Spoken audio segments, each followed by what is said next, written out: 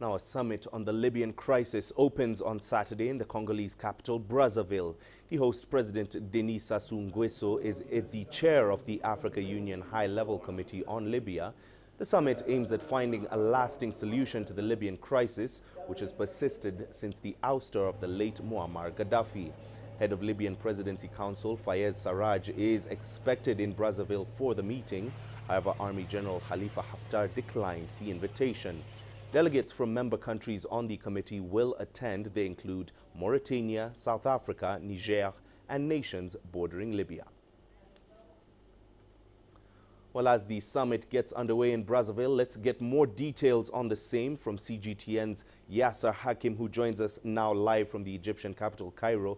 Yasser, do we know why Khalifa Haftar is not attending the meeting, and what is the likely impact of his absence on this Libya peace initiative? Khalifa Haftar's office, when they announced that he has declined the invitation and will not be attending, they did not give any reasons.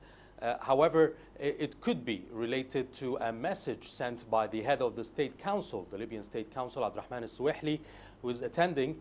And in the letter, he sort of said that there should not be any military presence in the meeting, in the summit. This is a summit for politicians. And that any military presence from one side should be met with another balanced military presence from another. And in an indirect way, he's saying that Khalifa Haftar should not be attending and that his attendance will cause tension in the meetings. Obviously, whether this letter has influenced the decision by Khalifa Haftar not to attend is not known, but obviously his absence could have an impact on the talks. He is a major player in the Libyan Libyan file, and has been one of the components of the deal that has been agreed upon lately to try to force some kind of a political solution to the crisis in Libya.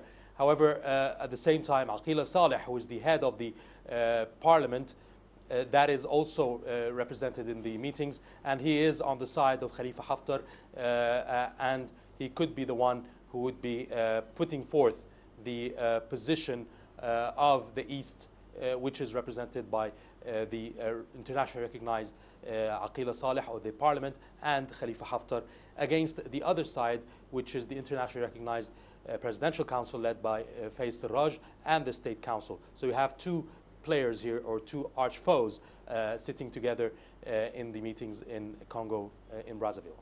Now, Yasser, of course, there are quite a number of Libyan peace processes that have been set in motion. Is this the best approach, or should there then be one key initiative? I believe the best thing is to build on one key initiative. And the best form so far that has been agreed upon by both sides is the one that was agreed during the meetings in Paris, and followed by the meeting in the United Arab Emirates. Those meetings that were attended by Fayez Sarraj, the head of the Presidential Council, from one side, and Khalifa Haftar from the other side. And they have agreed on principle on a committee to be established to put forth a peace process or a roadmap, and this will be followed by elections that should take place in 2018, and obviously a new constitution. So this is the plan that was agreed upon, although it was not signed in a written treaty, but those were the broad lines that were agreed upon in Paris and the United Arab Emirates. And I believe this should be the way forward, and the meeting in Congo should build on that. Trying to find a new process would confuse matters and would degenerate the efforts by the political parties. The agreement that I just mentioned was also supported by all the neighbors, the Libyan neighbors, and all the parties and the foreign powers that are related to the Libyan file.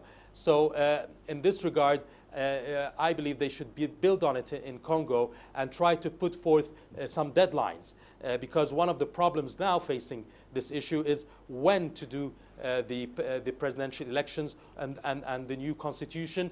Faiz Sarraj has said that it's too early to talk about elections. We have to put all the guarantees that this elections will be fair and will be well represented before announcing a date. So these steps should be the ones that should be put forth in the Congo meeting to be a successful meeting, and to put a roadmap with dates, with deadlines.